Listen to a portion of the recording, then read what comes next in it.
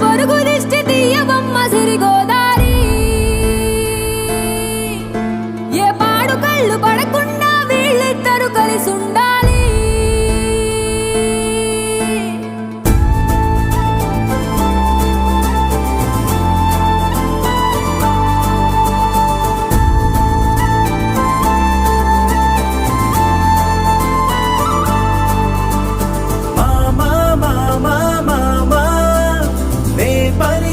తొలి పదమా నాకే దొరికిన వరమా నాకై నిలిచిన పదమా నీ కాలి అడుగుల్లో ఉంది నా గుడి నీ నోటి పలుకుల్లో ఉంది నా బడి పుడుతూనే నీ ఒడిలో పాపనై పడి నీ పేరై మోగింది